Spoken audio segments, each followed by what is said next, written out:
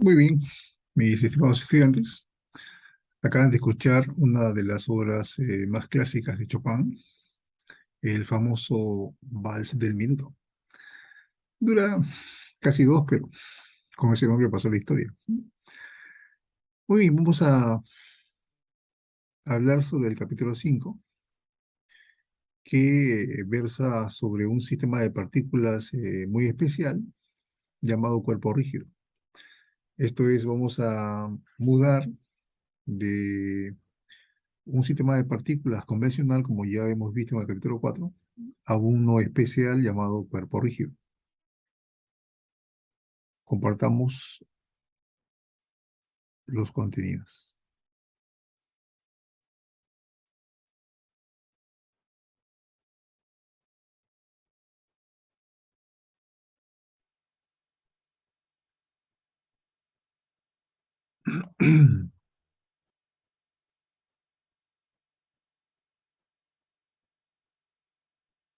Todo lo que se conoce en cuanto a un sistema de partículas se ha de extender a este caso, puesto que el cuerpo rígido es un sistema de partículas especial, como luego veremos. Un cuerpo rígido es un cuerpo que no se deforma para un cierto conjunto de fuerza, como ya ustedes pueden presumir, ¿no? A un cuerpo rígido no cambia sus dimensiones, no se deforma para un cierto conjunto de fuerzas, y se entiende de esa forma su definición. Allá se sobreentiende que es para un determinado conjunto de fuerzas, ¿no? Esta regla, por ejemplo, podrá ser un cuerpo rígido para cierto conjunto de fuerzas, para otras ya no lo será. ¿De acuerdo? Por ejemplo, allá tengo un sistema de partículas, ¿no? Puesto que un cuerpo rígido tiene orden de número de Avogadro de partículas, en ese orden trabajamos, ¿no? Entonces la condición es que tengo normalmente muchas partículas y la separación entre ellas para este conjunto de fuerzas, la llamada distancia IJ, como ahí se observa, es un invariante. ¿De acuerdo? Aquí hay dos partículas que componen al sistema. Distancia entre ellas de IJ es un invariante. Pero recuerden que esto es para un cierto intervalo de fuerzas, no es una cuestión absoluta. ¿Cómo describiremos el movimiento de los cuerpos rígidos? Vamos a apelar a nuestra idea vectorial del movimiento, en cuanto que éste puede ser tratado en base a sus componentes. En ese entendido, si bien un cuerpo rígido puede moverse en el espacio, ¿no? Vamos a restringir su movimiento al plano. Será el caso que veremos más exigido. Y por ende, como se ha de mover en el plano, su movimiento se podrá descomponer y ser expresado de la siguiente forma, ¿no? El movimiento del cuerpo rígido estará descrito por una traslación de un punto, que podría ser el centro de masa, ¿no? Más rotaciones en torno a ejes que pasen por ese punto, que como ya mencioné, podría ser el centro de masa. ¿De acuerdo? Allá el movimiento del cuerpo rígido será descrito como una composición o suma de una fracción traslacional, imaginemos que sea el punto centro de masa, del centro de masa, más rotaciones en torno a un eje que pase por el centro de masa. A esto se puede imaginar así, ¿no? Tengo este cuerpo, puede ser un cilindro, un disco, que está moviéndose en el plano de la pantalla. Entonces podré describir el movimiento de este cuerpo mediante esa división, mediante esa descomposición. Allá se observa su traslación en torno al centro de masa, ¿no? Mirando al centro de masa, ¿no? Y a esta traslación le sumamos rotaciones por un eje, ¿no? Que pase por el centro de masa. ¿De acuerdo? Entonces, esto es un trato muy, pero muy clásico, muy conocido de el movimiento de los cuerpos. Recuerden que, como ya se vio, el caso del parabólico, ¿no? Un movimiento que puede ser complicado, un movimiento que uno podría pensar que es complicado, entre comillas, lo simplifica haciendo uso de componentes de movimiento que son convenientes, en este caso, ¿no? La clásica descripción en base a MRU más MRV, como caso al lugar, caso análogo, en cuanto a que uno puede siempre expresar un movimiento en base a sus componentes. Y recuerden que, como se dijo en su momento, esta descripción es conveniente cuando hay simetrías de por medio, ¿no? Allá yo escojo componentes que están en ese marco de simetría y es más sencillo el modo que se elige en base a ellas la descripción de su movimiento, ¿no? Como ya se ha establecido. Bien, para hablar de la traslación, ¿no? Usamos las transformaciones galileanas, como ya sabemos, para ver cómo se traslada el centro de masa, ¿no? La ecuación dinámica traslacional, que también conocemos, y en cuanto a rotaciones, lo propio, ¿no? Allá también lo que conocemos en cuanto a las ecuaciones que nos ayudan a describir lo rotacional en este sistema, ¿no? La consabida ecuación equivalente a la traslacional, escrita en su modo de derivada, por supuesto, ¿no? Pero que vincula cantidades angulares, ¿no?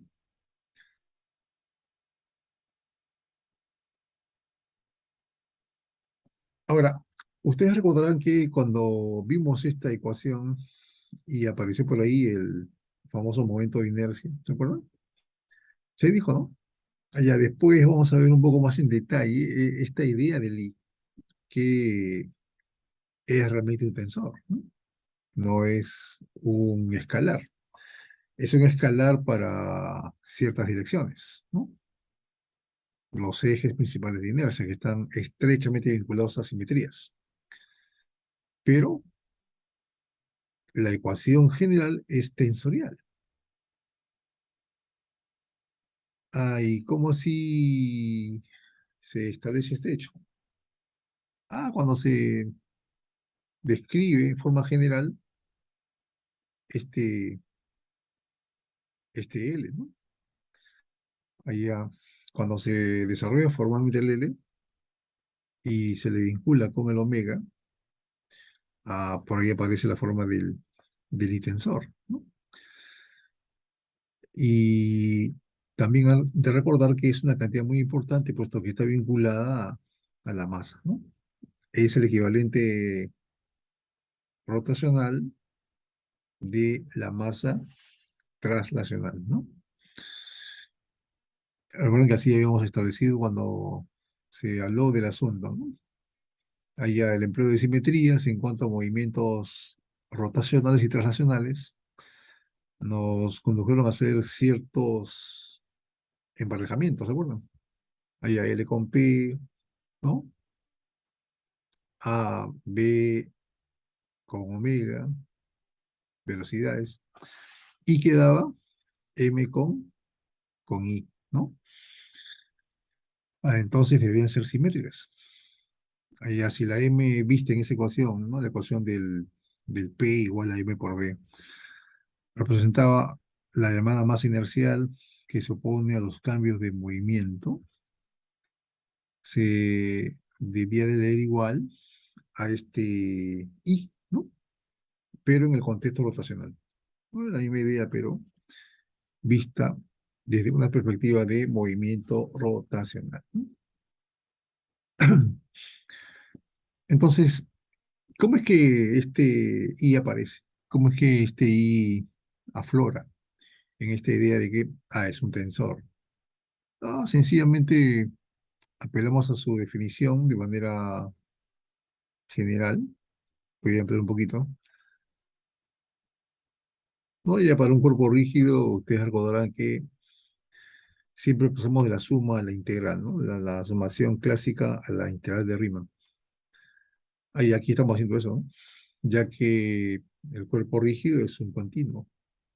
Allá el L de ese sistema de partículas será pues la integral sobre todo el sistema, cuerpo rígido, de L por V, ¿no? ¿Se acuerdan? Diferencial de M, ¿no? Estamos extendiendo el concepto de el L de un sistema de partículas, caso discreto, a un caso continuo, ¿no? Entonces, esta integral, esta definición del L, nos va a permitir atisbar, ver, observar a esta presumida relación. No, no se va a hacer en detalle, ¿no? Porque eso es trabajo de ustedes. Si ustedes quisieran hacer, ¿no? El trabajo lo hacen y lo ponen en su carpeta, como ya saben, para que sea evaluado para el examen, ¿no? Como parte de su aprovechamiento formativo en el curso, ¿no? Acá se hace el bosquejo y ustedes completan la idea. Recuerden que también hemos pedido que se hagan ciertas demostraciones, ciertas deducciones en lo que va el curso, ¿no? Porque es vuestro trabajo. Bien, entonces, si partimos de esta definición del L para un sistema de partículas, ¿no? En un cuerpo rígido, sistema continuo, y aquí reemplazamos B por su equivalente, que como ya también sabemos es omega por R. Esto nos conduce a una integral como esta, donde se desarrolla el integrando. Esto hay que desarrollarlo con el álgebra que ustedes conocen, álgebra vectorial, y nos conduce a esta importante ecuación, ¿no? Que cuando se reemplaza en la integral y se desarrolla, ¿no? Se desarrolla, es ese desarrollo llevado a cabo con bastante cuidado el que nos conduce a la forma de tensor que ya hemos advertido, ¿no? Ya nos va a conducir a una forma como esta, ¿ya? Acá el asunto va a consistir en que yo desarrollo ese integrando y con mucho cuidado trabajo las componentes, ¿de acuerdo? Tal que obtengo este arreglo, ¿no? Obtengo este resultado, donde esta cantidad, la I con una doble flecha encima, es el tensor de inercia, ¿no? De suerte tal que los elementos de este tensor que uno puede comprar a una matriz son de esta forma, ¿no? Los elementos en la diagonal principal, ¿no? Los elementos fuera de la diagonal, ¿no? Estos elementos tienen una estructura matemática que ustedes van a encontrar y que va a permitir decir que haya, si miramos con cuidado cada uno de esos elementos de ese arreglo, de esa especie de matriz, el mensaje que transmite cada uno es exactamente el mismo que habíamos dicho leer en esta ecuación, en la ecuación escalar. ¿Se acuerdan? Aquí, ¿no? Acá. Solo hay que ver con cuidado esa integral y vamos a ver que se sigue leyendo lo mismo, solo que, como se dijo en esa clase, allá la forma de ese elemento de la matriz, ya sea en esta diagonal o fuera de ella, se lee exactamente igual, ¿no? Solo que un poco más complicado, un poco más enjundioso matemáticamente hablando, pero significa lo mismo. ¿De acuerdo? Bien, espero que lo hagan, espero que lo desarrollen. Es una cuestión de hacerlo con cuidado, ¿no? Partiendo de esta integral, arreglando la ecuación para que se pueda apreciar que este elemento tiene esta constitución, ¿no? Tiene esta forma, el tensor de inercia, ¿no? Bien, entonces ya pasamos a una expresión que también se había dado en su momento, ¿no? Allá para un sistema de partículas, cuerpo rígido, pasamos de la definición en base a sigma con la integral de Riemann, ¿no? Allá tengo un cuerpo rígido cualquiera, tengo una dirección z cualquiera, el momento de inercia del cuerpo rígido definido en cuanto a ese z. Como ustedes pueden observar, y como se dijo en su momento, para esta definición no se refiere para nada a rotaciones, ¿no? La definición del momento de inercia de un cuerpo rígido, así como para cualquiera visto antes, ¿no? Como se dijo en su momento, no tiene que ver nada con rotaciones, como ahí se ve clarito, ¿no? Solo se establece la definición para un determinado eje Z. Nada más. Allá cuando tú hablas de I, lo estás refiriendo a una cierta dirección que de repente te sea para ti importante analizar.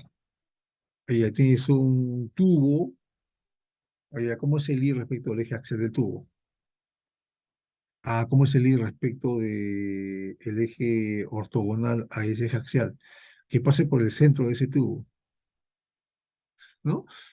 Dependiendo de lo que tú quieras hacer, de tu análisis, allá tendrás un I que va a estar en función de tal o cual eje. Para definir a los IES no se hace ningún tipo de acotación o vinculación con rotaciones. Ahora que el IE aparezca en ecuaciones donde uno va a hablar o no de rotaciones es otro asunto. Pero que el IE en cuanto a su definición esté asociado a rotaciones, eso está bien clarito que no es, ¿no? Está asociado a direcciones. Y es por eso que uno dice, ¿no? Allá el momento de inercia se puede leer, se puede definir como una cantidad, ¿no? En cierto modo vinculada al centro de masa en cuanto a la idea, ¿no? Que me da una idea de cómo está distribuida la masa, ¿no? Exactamente igual que el centro de masa. Recuerdo que el centro de masa se le dio así, ¿no? Ah, es una cantidad que en cierto modo, tal como está definida, nos da una idea de cómo está distribuida la masa en el sistema, ¿no? Pero recuerda que en cuanto al centro de masa, hablamos de una distancia, ¿no? En cuanto a posición, ¿no? Acá hablamos de una distancia al cuadrado, ¿no? Son ciertos matices que tienen su consecuencia, pero hay que notarlo desde el comienzo, ¿no? Ya se pueden leer como cantidades que van a describir una distribución de masa del sistema, pero hay ciertas diferencias interesantes dadas por la distancia, ¿no? ¿No? En el caso del centro de masa, no hablamos propiamente de distancia, hablamos de posición, ¿no? Pero hablamos de un aire, ¿no es cierto? Acá hablamos de la distancia del elemento del sistema a un cierto eje o dirección, ¿no? Esa aire representa eso, ¿no? Muy bien. En el contexto energético, para efectos de describir el movimiento de este cuerpo rígido, se sigue manejando las ecuaciones que conocemos, pero en el contexto rotacional, recuerda que ahora hay que definirlo porque no lo teníamos. Allá aparece una ecuación que es interesante, que en general se escribe así, un medio de L punto omega, ¿de acuerdo?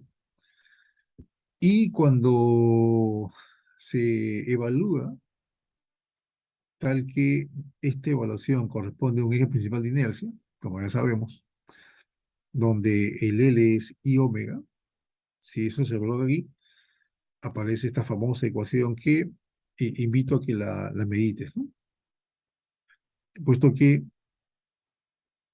ya se conoce su forma en cuanto a una muy importante energía que, a pesar que tú estás viendo el tema por tu cuenta con tu grupo, capítulo 3 ya la has manejado desde el cole, ¿no?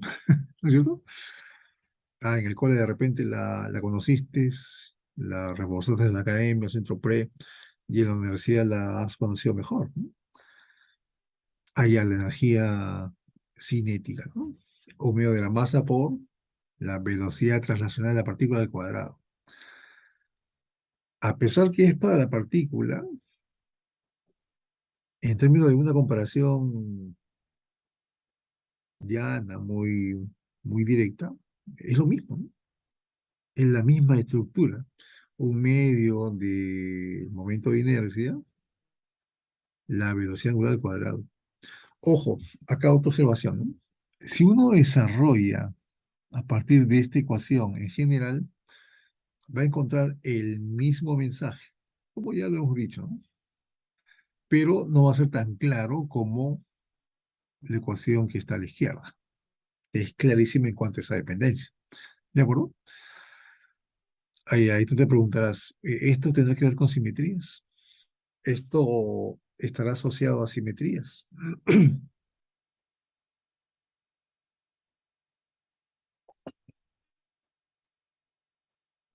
Bien, entonces seguiremos usando que la energía mecánica es la composición de energía cinética más energía potencial, ¿no? Hablamos de la conservación, hablamos aquí de todo exactamente igual que antes. ¿De acuerdo? Muy bien. Acá tenemos una aplicación en cuanto a lo que ya hemos mencionado, la importancia del momento de inercia, en cuanto que se establece, se calcula, está asociado a direcciones. ¿De acuerdo? En esta aplicación nos hablan de un cono circular recto. Hay los momentos de inercia respecto de los ejes X, que hace de eje axial de este cono, e Y, ¿no? Que corresponde al sistema ortogonado, que ahí se ve, ortonormado, ¿no? Que ahí se ve, X y Z, ¿no? Ahí ya, el eje de las Y's está como se dispone, cómo será el Y de este cono circular recto respecto ahora de las Y's, ¿no? Del eje de las Y's, ¿no? De masa m y dimensiones dadas en la figura. Esto es una altura h y un radio de la base e, ¿no? Muy bien, empecemos con el caso de el momento de inercia respecto al eje X, ¿no? Para, para tal propósito, para calcular el momento de inercia de este cuerpo respecto al eje X, que acá se ve mejor, ¿no? Recuerden que uno siempre debe de apostar por una mejor representación para ver su problema. Allá se podría aplicar la definición. Y te invito a que lo hagas. Aplica la definición, ¿no? Ahí a la integral, ¿no? Calculas. Bueno, antes de calcular, medita la ecuación, ¿no? Pero la idea es eso, ¿no? Ya calculas. Mm, Podría ser complejo, ¿no? Complejo en el sentido del cálculo, no hay nada complejo en el entendimiento, ¿no? Complejo en el manipuleo de las formas de las ecuaciones, ¿no? Pero te podría costar trabajo, ¿de acuerdo? Sin embargo, uno podría apelar a una forma de evaluación de este I mediante el siguiente concepto, ¿no?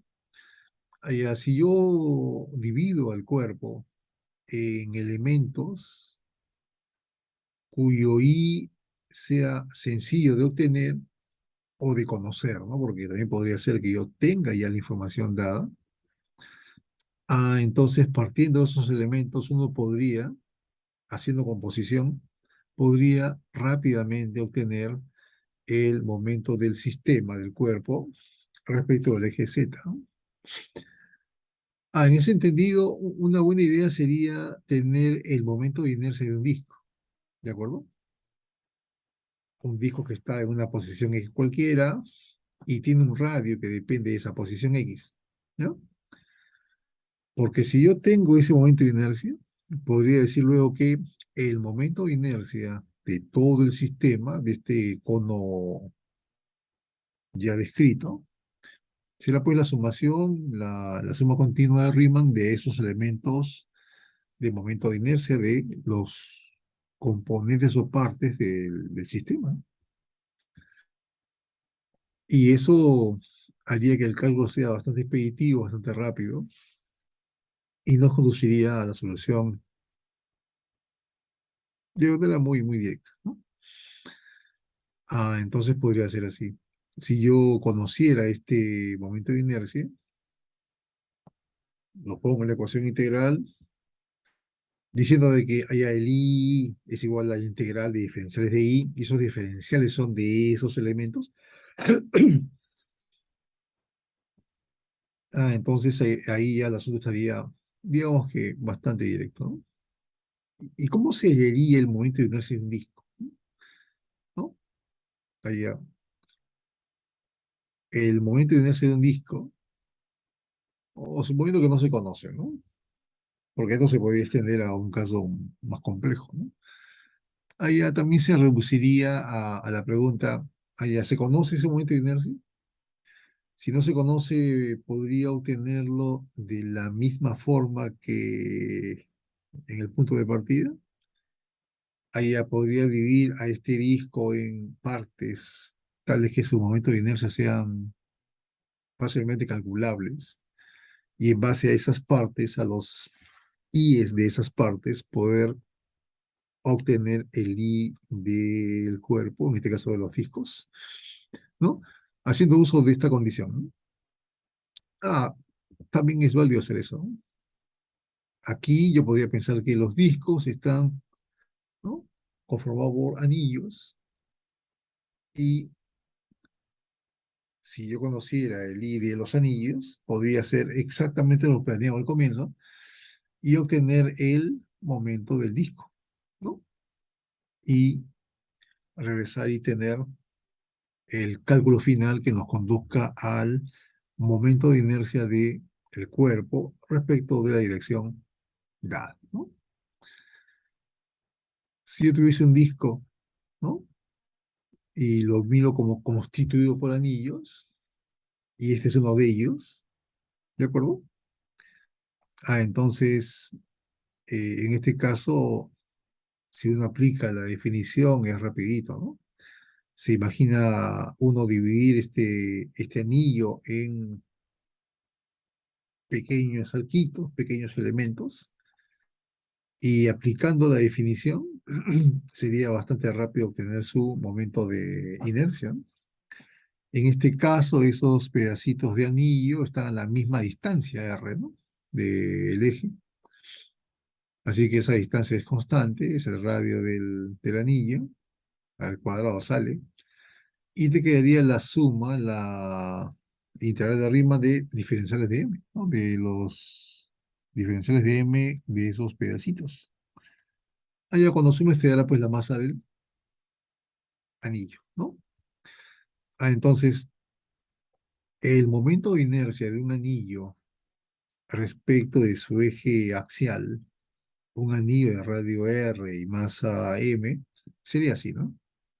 Donde se puede usar esta expresión para construir el disco, haciendo obviamente una sumación continua parecida a esta de estos momentos.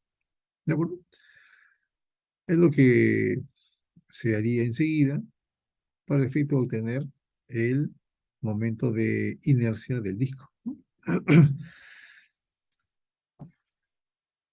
Entonces, si se usara esta ecuación para tal propósito, el diferencial del momento de inercia sería pues dado por un diferencial de masa, ¿no? Hablamos de un disco que tiene una masa diferencial, ¿no? Esta expresión se reescribe así, ¿no?,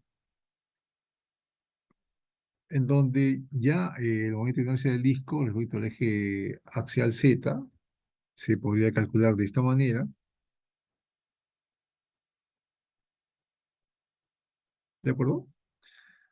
Donde ahora se tendrían que escribir mejor estos diferenciales para efectos de que se pueda hacer la sumación y obtener el ID del disco respecto de su eje axial, ¿no? Y ya, eso se realiza, eso se plantea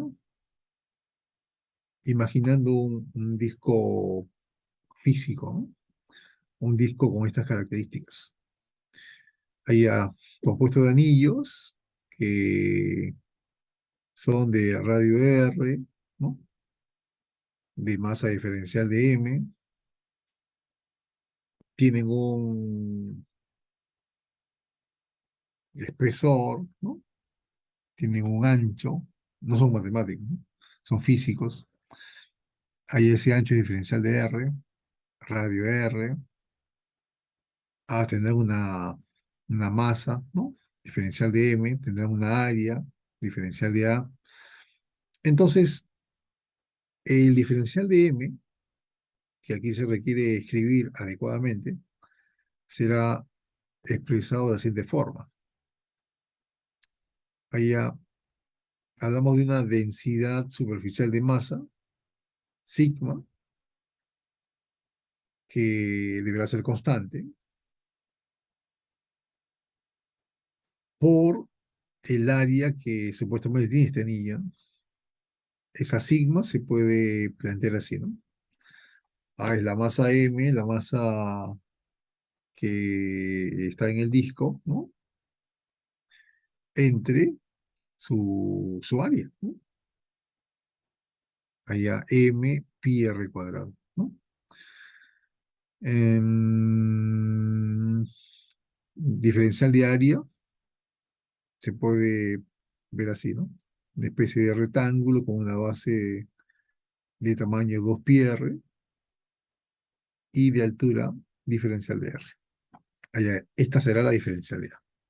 ¿De acuerdo? Bien, se compagina todo aquí, se reduce todo aquí, y ya tenemos el diferencial de M escrito de manera conveniente. Se pone en la integral para efectos de hacer la evaluación, ¿no? Se extrae lo constante, se integra, es una integral muy sencilla, y se tiene que el momento de inercia de un disco respecto de su eje axial es igual a ml cuadrado sobre 2, ¿ya? Donde esta R es el radio del disco, ¿de acuerdo? Bien. Entonces, obtenido el momento de inercia del disco respecto de su eje axial, se hace el mismo planteamiento. Allá se ha de usar esta expresión para, regresando al inicio, aquí, ¿no? Se puede decir que, conociendo estos i's, ya se puede obtener el i del sistema, del cono, exactamente de la misma manera que se planteó para el disco, ¿no?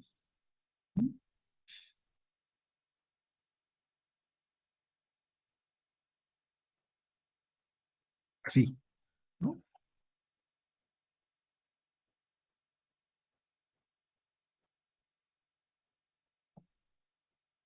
Perdón, así, epa, se muestra. Así, ¿no?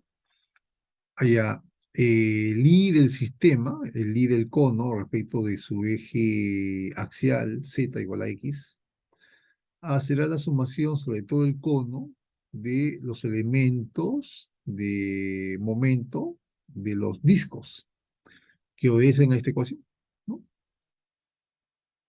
Y como se hizo para el caso del disco, acá hay que leer bien esta masa, ¿no? Hay que expresarla convenientemente. Allá será pues un elemento de masa, porque es un disco, es un elemento que compone el sistema cono. Ahí acá entrará diferencial de m entre 2. Y este es el radio del disco. Recuerda que ese radio, como se dijo arriba, era una función de la posición X, ¿no? allá Rx al cuadrado, ¿ya? Y de igual manera se caracteriza este elemento de masa, ¿de acuerdo? ¿Y cómo se hace? ¿Cómo se establece esa caracterización? Ahí introduciendo un elemento de volumen, ¿no? Porque ahora ese disco debe ser físico. Deberá tener una masa y un volumen, ¿no? Una densidad, que deberá ser la densidad del sistema, del cono, ¿no? Se plantea con esa idea, ¿no? El diferencial de masa aquí se reescribe en cuanto a la densidad del cono, su masa entre su volumen, por el elemento de volumen que representa el disco, el cual también se puede escribir fácilmente y se pone todo en la ecuación, ¿no? Ya, esta es la densidad volumétrica de masa, ¿no? Que se acaba de indicar. Este es el volumen del disco, ¿no? El área del disco, pi r cuadrado, por su espesor, por su altura, ¿no? Se supone que estos discos son de espesores diferenciales de X, ¿no? Como ya se había indicado. Entonces, el volumen es pi r cuadrado, ¿no? Por esa altura diferencial de X. Todo por Rx cuadrado entre 2. Esta Rx, como ya se mencionó, se puede escribir así, ¿no? Va a depender de la posición donde está ese disco. EHX, ¿no? Esta es la masa del sistema, ¿no? Del cono. Se calcula y se obtendría ese momento de inercia, ¿no? Recuerda que esta nomenclatura significa termina, ¿no? Termina el cálculo, ¿de acuerdo? Termina esa partecita porque eso se va a evaluar cuando se revise el cuaderno, ¿no? Ah, Tendríamos este momento de inercia, ¿de acuerdo? Perfecto. Eso es con respecto a la parte primera. Calcule el momento de inercia respecto al eje X de este sistema, ¿no? Y ya está. Pero hay una parte B que dice, haga lo mismo, pero respecto al eje de las Y, ¿no? Bien, para hacer este cálculo respecto al eje de las Y, vamos a usar la información que hemos aquí mostrado, ¿no? En parte. Por ejemplo, partiremos del momento de inercia de este disco, ¿no? De este elemento del sistema.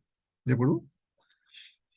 Para efectos de, haciendo uso de propiedades, poderlo asociar con respecto a esta dirección. ¿De acuerdo? Y una vez que se asocia a esta dirección, calcular la integral respecto a esta dirección usando esas propiedades. ¿De acuerdo? Estas propiedades son dos, ¿no? Ya para hacer este cálculo se requieren dos propiedades. Una es el teorema de los cuerpos planos, ¿ya? Si yo tengo un cuerpo plano, imagínate una plancha, una lámina, ¿no? Que está en el plano XY, ¿no? El momento de inercia de este cuerpo plano en el plano XY respecto del eje Z es la suma de los momentos de inercia de este cuerpo plano respecto de X, respecto de las Y. Es muy fácil probar esto, ¿no? Recuerda Feynman, ¿no? Una forma interesante de aprender es probando las ecuaciones que uno va encontrando en el camino, ¿no? Las prueba y listo, ¿no? Y dos, se requiere el teorema de ejes paralelos, ¿de acuerdo? El conocido teorema de Steiner. Tengo un par de ejes, ¿no? Paralelos. Uno pasa por el centro de masa, ¿de acuerdo? Como aquí se observa. El momento de inercia de este cuerpo respecto de este eje, ¿no? Se puede vincular al momento de inercia del sistema, del cuerpo rígido, respecto del eje que pasa al centro de masa, mediante esta ecuación, ¿no? Allí el momento de inercia del eje paralelo al que pasa por el centro de masa, que se ha llamado I nomás, es igual al momento de inercia del cuerpo respecto del eje que pasa por el centro de masa, más la masa del sistema, la masa del cuerpo, por la distancia que separa ambos ejes al cuadrado. ¿Ya? Este teorema de Steiner es bastante conocido. ¿Sí? Muy bien, con estas dos expresiones que van a ayudar al desarrollo, se puede plantear rápidamente también la solución del momento de inercia de este sistema, de este cono, pero ahora respecto al eje de las IES, el que está aquí, ¿no? Entonces, regresamos al disco, ¿de acuerdo? Cuyo I ya se conoce, ¿de acuerdo? Recuerda que ese I se halló respecto al eje X. ¿Estamos? Bien. Ah, también pensamos en un sistema X y Z primado, si así lo deseas, ¿no? En donde este disco que está aquí está en el plano y Z primados, ¿no? Entonces, será muy fácil encontrar el momento de inercia de ese disco, cuyo momento ya se conoce respecto al eje X, pero respecto al eje Y', porque conviene hacerlo así, ¿ya? Usando el teorema de ejes, perdón, de cuerpos planos, se podrá hallar fácilmente este momento de inercia, ¿de acuerdo? Respecto a esta dirección. Como esta dirección Y' y Z' en cuanto al momento de inercia no tiene distinción, uno puede pensar que los momentos de inercia respecto de Y' y de Z' son iguales. ¿De acuerdo? Entonces, el momento de inercia respecto de esta dirección será la mitad de este, ¿no? Porque este más este da este, ¿te acuerdas? Y como son iguales, se le ve dos veces el I con respecto a Y' igual al I con respecto a X, que ya se conoce. Se despeja y se tiene este momento de inercia, ¿no? Y una vez que se tiene el momento de inercia respecto a este eje, Y', ¿de acuerdo? Allá usamos el segundo teorema, el de ejes paralelos, ¿de acuerdo? Y decimos, el momento de inercia de este disco respecto de este eje será igual al momento de inercia de este disco respecto del eje que pasa por su centro de masa, más la masa de este cuerpo, que es el diferencial de m, ¿no? Por esta distancia, que es x, al cuadrado, ¿ya? Entonces se usan esas dos condiciones que por aquí se están ya escribiendo. Esto es lo primero, ¿no? Mm, el momento de inercia de este disco respecto del eje Y' es la mitad del ya conocido, el que se vio en la parte A. Luego, con el segundo teorema, decimos que el momento de inercia de ese disco respecto al eje de las IES, el que está aquí, ¿no? Que es paralelo a este, de las I primadas, será igual al momento de inercia de ese disco respecto de las I primadas que pasa por su centro, ¿no? Este de acá, más la masa del disco por la distancia de esos ejes y primado al cuadrado, que es X, ¿no?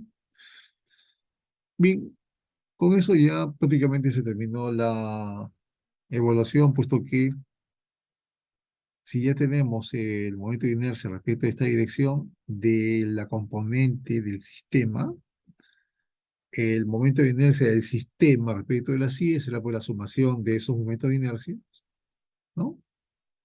Respecto de esta dirección en una suma continua, ¿no? Como ya se ha visto arriba, ¿no? Bien, con esto se hace la evaluación rapidito, no, no es gran cosa, pero también debes de calcular, ¿ya? Debes de hacer el cálculo intermedio para que el asunto se fije, ¿no? Muy bien,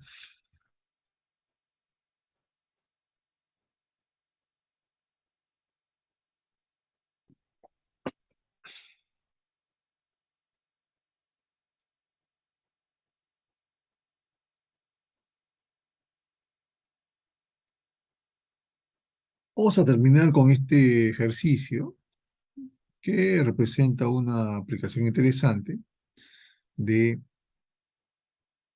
este movimiento de cuerpo rígido que a lo más, como ya se dijo, involucrará casos planares, ¿no? A lo más. No se verán casos espaciales en este curso, porque ya para ese tipo de descripciones hay que ver un procedimiento que involucra un conjunto de ecuaciones más generales, lo cual no se ve en esta parte del curso, ¿no? Ni en el curso. Así que lo más se verán casos planares, ¿sí? Bien, en esta aplicación dice que una polea de doble peso tiene una masa de 100 kilogramos y un radio de giro de 0,25. De los cables que se enrollan en la periferia de esta polea especial, cuelgan dos pesas iguales de peso 200 newtons, ¿no? Suponiendo que la fricción entre el eje de apoyo y la masa de los cables se desprecia, determine la aceleración del cuerpo que baja. Use que el radio 2 es 0,4 y el 1 es 0,2, ¿no? Esta es la imagen del problema. Esta es la polea especial, ¿no? Doble peso. Tiene una cuerda en una parte del sistema, una parte de la polea, ¿no? Y la otra cuerda en la otra parte, ¿no? Como ahí se observa. El cuerpo uno, el cuerpo 2, ¿de acuerdo?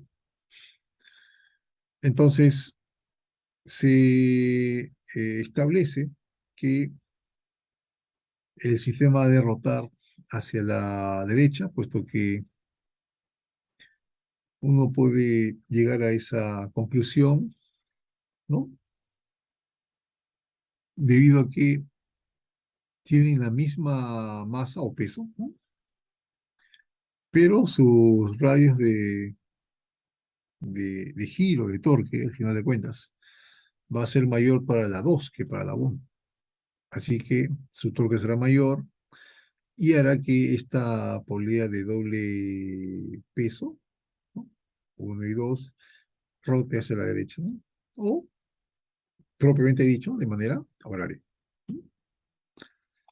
Entonces, se supone que es así, se está ya indicando cómo se ha de ver el movimiento. Y en cuanto a determinar la aceleración del cuerpo que baja, que se acaba de decir que será 2, ¿no? Hay que plantear sendas ecuaciones que nos permitan hacer ese cálculo, esa evaluación de la aceleración con la que baja 2, ¿no? Bien, lo que se hace es plantear ecuaciones dinámicas para uno y 2, una para cada uno, ¿de acuerdo? Y luego una dinámica para rotacional para la rueda, ¿de acuerdo?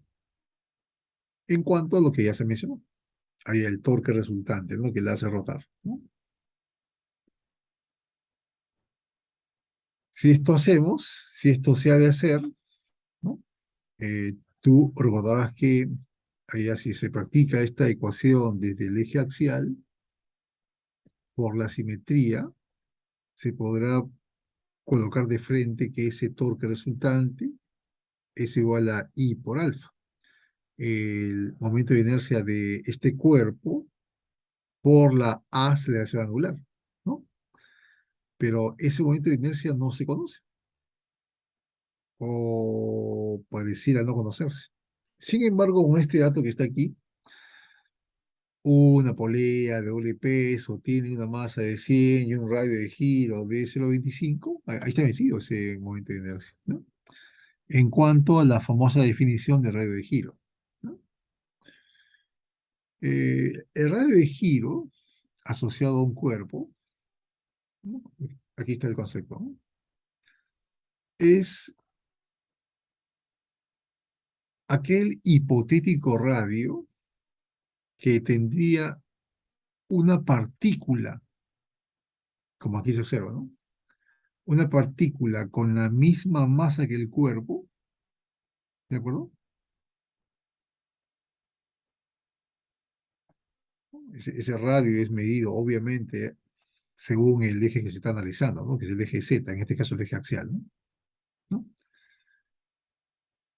Tal que el momento de inercia de este cuerpo, el cuerpo en cuestión, respecto de Z, es exactamente igual al momento de inercia de esta partícula con la masa del sistema respecto de dicho eje Z, ¿ya? Esa distancia que establece la equivalencia de igualdad se denomina radio de giro. Por lo tanto, el momento de inercia de este cuerpo, de esta polea de doble peso, ¿no? Respecto de su eje axial, porque Z es en este caso su eje axial, será pues el momento de inercia de la partícula de masa m con una distancia r dada por el radio de giro, a igual a mr cuadrado. Entonces nos están dando de manera indirecta el momento de inercia de esta polea respecto de su eje axial, ¿no? Ya lo tenemos ese I, ¿ya? Entonces, ya se podría plantear también la ecuación dinámica rotacional para ese disco, ¿de acuerdo? Ahora, la, la aceleración angular que tiene este cuerpo tiene que relacionarse con la aceleración translacional de 2 de 1, ¿no? Porque están pidiendo la aceleración de 2. Esa vinculación uno la puede establecer mirando los puntos P y Q, ¿ya? P y Q. Y decir lo siguiente, ¿no? Allá, si uno imagina instantáneamente el contacto de P, ¿no? Cuerda, borde de polea, ¿de acuerdo? Analiza justo ese instante, ¿no? Entonces, si aplicamos la ecuación para alfa, R y AT, ¿no? Que tú recordarás del movimiento circunferencial, ¿no? Y decimos, allá esta polea está girando hacia la derecha con una alfa, ¿no? Eso se ha establecido, ¿no? Pero el punto P, que está, repito, en contacto instantáneo con la rueda, ¿no? Se va a mover con una aceleración tangencial, a sub, ¿no? A sub TP. Pero, dado el problema por las condiciones ideales que se están asumiendo, supuestamente deberá ser esa aceleración tangencial del punto P equivalente a 2, ¿de acuerdo? Entonces uno podría vincular esa aceleración a 2 del punto P con el radio R2, ¿no? Con el radio del disco mayor, con la aceleración alfa de esta rueda, ¿no? Y un pensamiento análogo podría conducirnos a vincular la aceleración tangencial del punto Q, vista exactamente igual que el punto P, y comparada con la aceleración del cuerpo uno. Esto es con A1, ¿no? Igual, ¿no? Igual, igual. Allá esa ATQ igual a uno será igual a alfa por ahora R1. ¿De acuerdo? Entonces uno puede vincular A1, A2 con alfa. ¿De acuerdo? Con la hipotética aceleración angular de este disco. Bien, dicho eso, entonces se escriben las ecuaciones, ¿no? para, para el disco, ¿no? El torque resultante externo igual a I por alfa. Esta alfa se puede escribir en términos de la ATP, su radio. Esta ATP es la A2, ¿no? Quedando finalmente esta ecuación. ¿De acuerdo?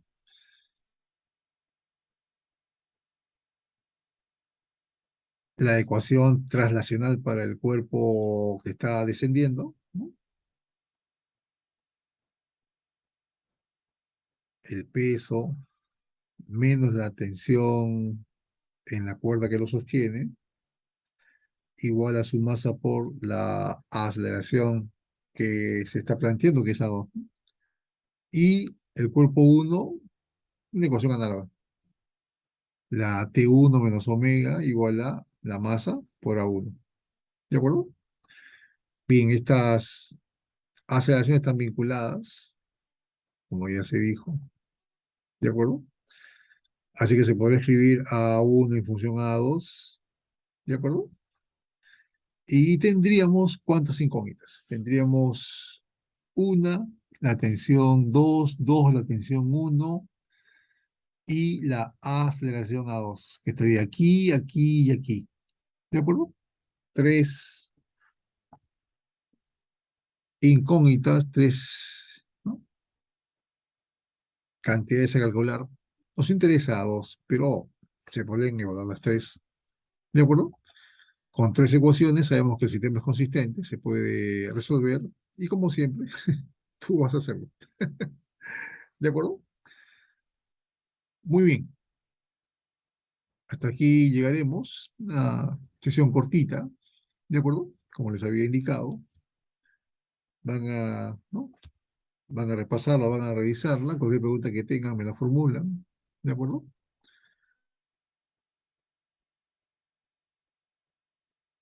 Y yo estaría gustoso de responderla, de atenderla y que todo vaya bien.